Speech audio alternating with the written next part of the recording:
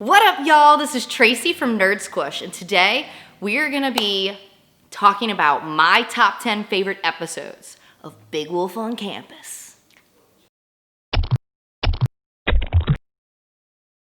So, if you saw my last video, I talked about one of my all-time favorite TV shows ever, Big Wolf on Campus. Hopefully, if you haven't watched it, you got to dive in a little deeper, watch the show. But today I'm gonna talk about my favorite episodes, so we're gonna just put like a little spoiler warning in effect here, because if you are, granted, this is not a show where I feel like spoilers really matter, but if you are, eerie of that, stop here, go watch the show, come back to this another time.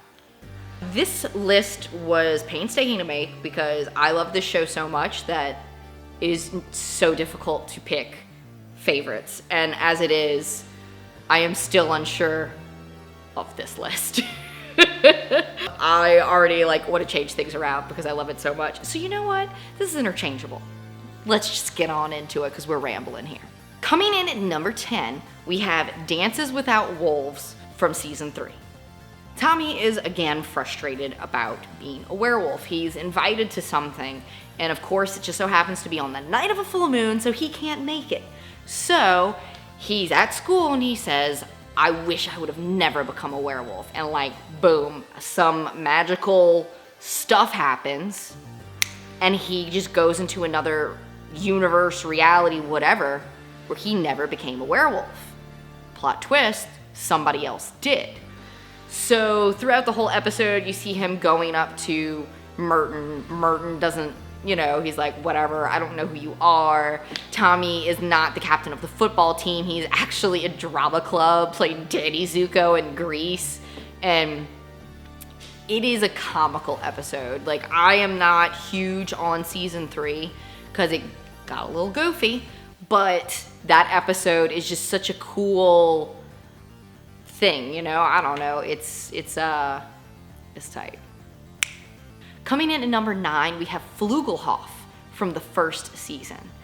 In Flogalhoff, you have Merton worships this professor that studies werewolves and is working on the first ever werewolf cure.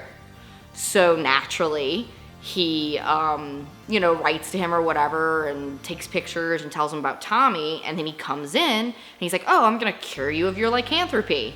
Well, fun fact, the cure not only will kill him, but he's using, whether it's his blood or whatever that he takes out of him to start an army of werewolves to take over the world.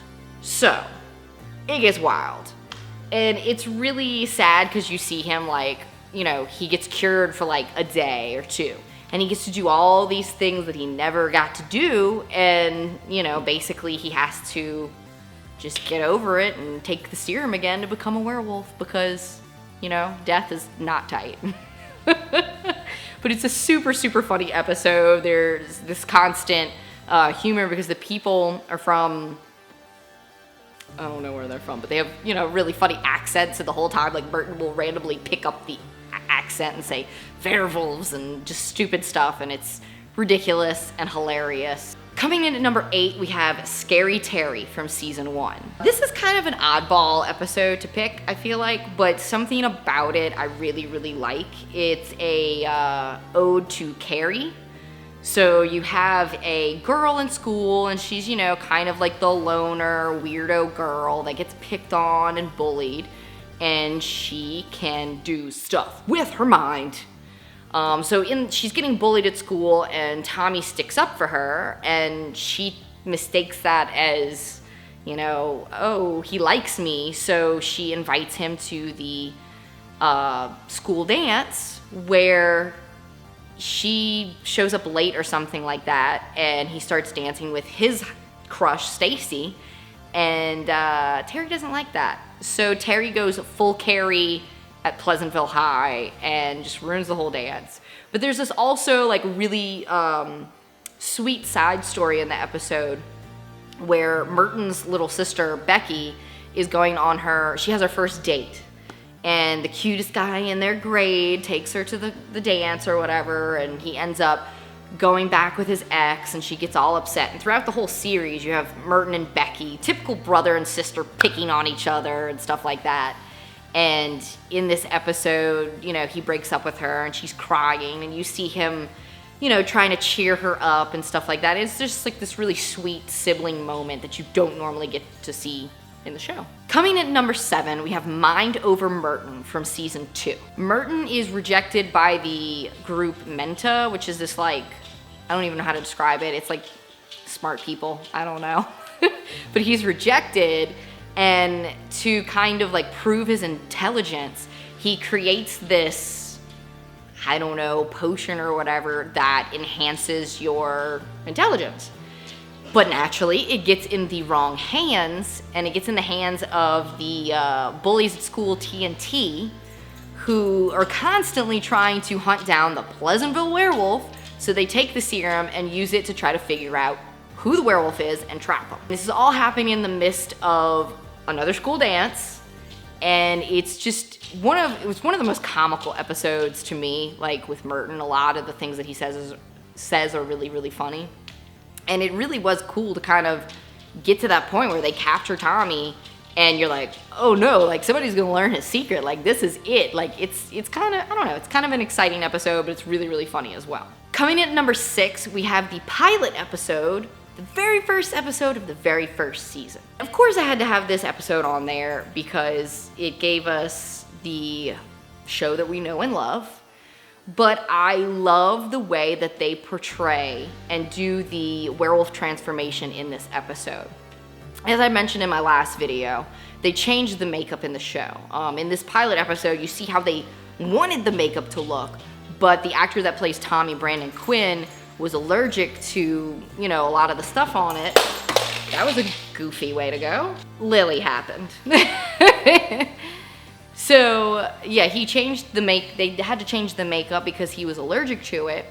But the way they did the transformation in the scene is beautiful, and it's very reminiscent of American Werewolf in London and The Howling, whereas in, like, you know, you have like those the bladders that are like moving all those muscles as everything's like moving and convulsing, and it's really, really cool to see like a little ode to that old school werewolf makeup. And it is kind of a shame that, you know, they couldn't keep that makeup. You do see it in 2 more episodes, but it's really, really cool. And you know, you see the start of this little friendship with Tommy and Merton, and it's just awesome. Coming in at number 5, we have That Swamp Thing You Do from season 1. In this episode, they have a teacher from Pleasantville High that back in the day took his students out on a field trip to the local swamp, and a freak accident happens. He falls into the swamp and he becomes a swamp creature. So all these years later, like 20-something years later, he comes back to find his long-lost love, who he finds out is engaged.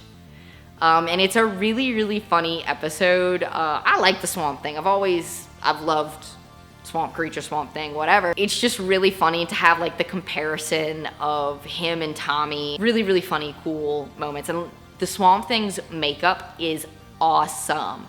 That's the thing about the show. While they do have incredibly cheesy CGI because it's the 90s, some of the makeup is phenomenal, and the Swamp Thing is a really, really good example of how cool they are capable of doing makeup.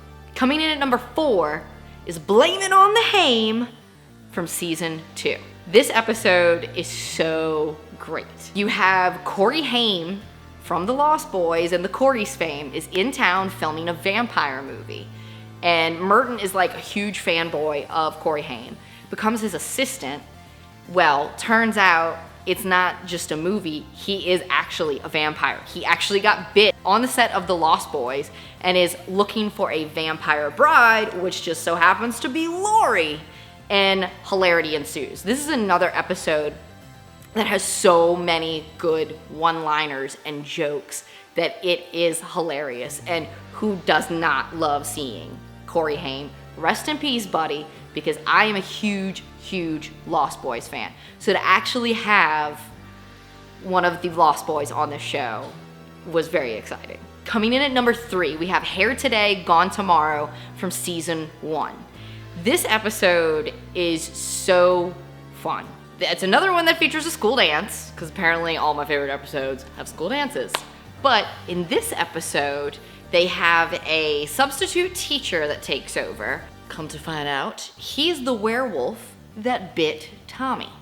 And at first he's like, oh, this is tight. Like, Merton doesn't have to help me anymore. Like, this dude is a werewolf, so he can teach me how to be a werewolf.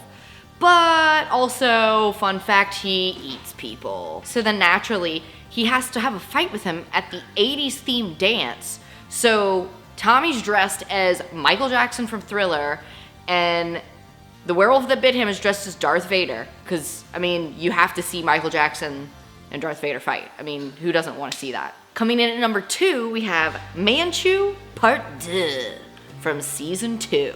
This is the second part of the only time that we have had a 2-parter episode in the series. It picks up showing Lori, who has been bitten by Tommy while being hypnotized. She's turning into a werewolf, and the syndicate wants to use her, and just, it is one of the best episodes ever. And Lori, in this particular episode, I'm not gonna lie, I'm not a huge fan of Lori. She's not one of my favorite characters. But in these episodes, she does evil well. Let's put it that way. It is so phenomenal. I love it. And why haven't I cosplayed this yet? I don't know. Now I'm too old to do that. So I'll never do it. But if I ever feel wild and crazy, I'm totally gonna cosplay Lori, evil werewolf Lori, from this episode. But more importantly, our number 1 episode is the Manchurian Werewolf from season 2, which is the first part of Manchu Part D. Now, the reason that one is my absolute favorite, like I said, this 2-parter episode was so cool to kind of see this long-running story, but the whole concept is, previously in another episode, we've seen this evil werewolf syndicate try to recruit Tommy, and he's like, no bro, I am not evil, I don't do it. So in this episode, they kidnap him, hypnotize him straight up like Clockwork Orange style, and they hypnotize him with all these scenes from like werewolf movies of werewolves just ripping each other apart. You got stuff like An American Werewolf in London and all kinds of cool stuff.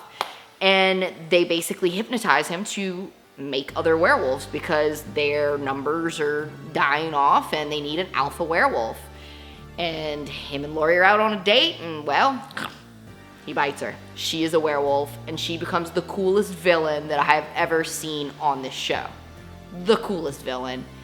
I love this episode. I wish we could have seen more like 2-part episodes or more episodes with the syndicate. The first episode that we saw them in, The Girl Who Spied Wolf, which is not on my list, it was cool, but like this one we really got to delve into their inner workings and just like all that stuff. And you see them again at the like season finale, but you know, it didn't focus on it enough. But that is my top 10 Big Wolf episodes. Let me know in the comments below what your favorite episode is. Thank you guys for watching. Don't forget to subscribe, and I'll check you nerds later.